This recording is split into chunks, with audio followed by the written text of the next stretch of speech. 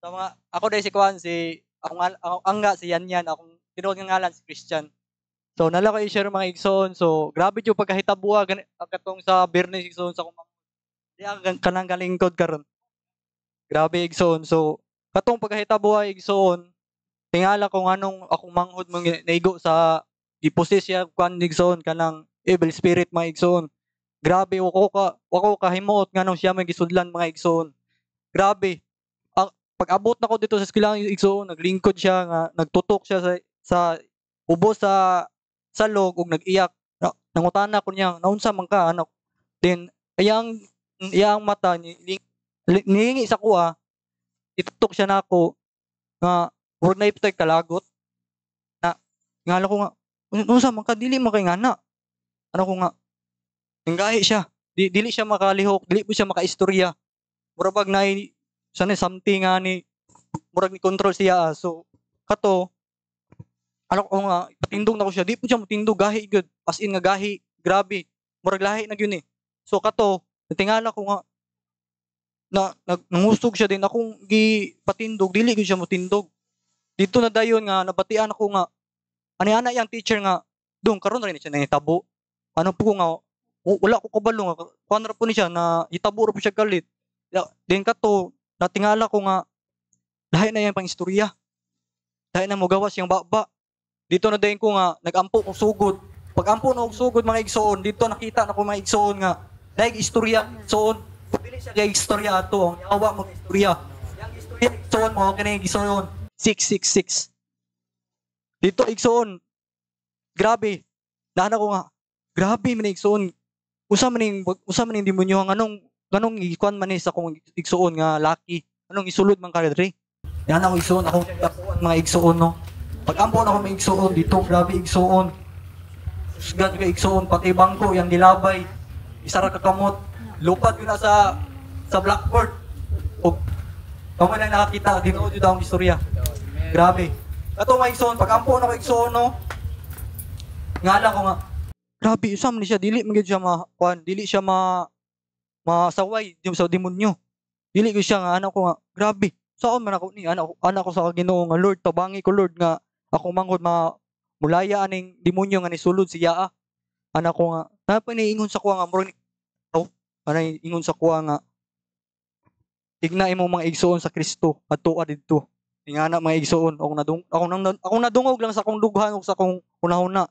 Dito day igsoon nahunaw na ako nako yung mga igsoon nga mutabang sa kuha nga moampon sa manghod. Di na ko kaya og wala sila mga igsoon ug ang Ginoo. Dito day magigsoon nga akong gitawag aton ako silang Kuya Marlo, si Uloy, katubang mga kauban ato mga igsoon diha.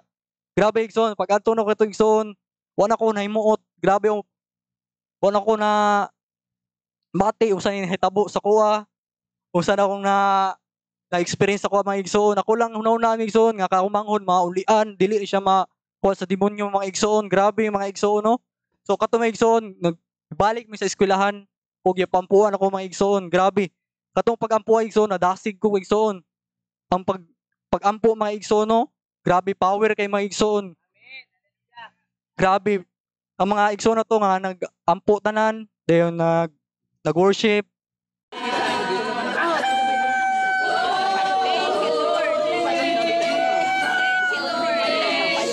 Thank you for your fire, oh God, Lord. Fire.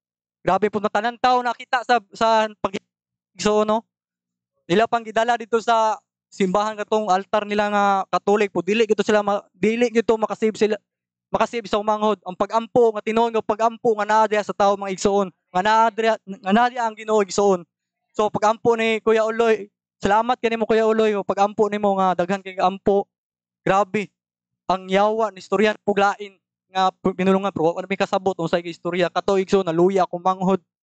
Grabe dili na gyud siya mahimutang. Mura na siya murag mo kanya lawas mo sukol nga na murag mo dagan ana ba kato mga igsoon pag mag-pray mga igsoon no naluya ako manghod igsoon dito din sa igsoon nga ipaistorya siya sa ngalan sa Ginoo istorya na sa igsoon.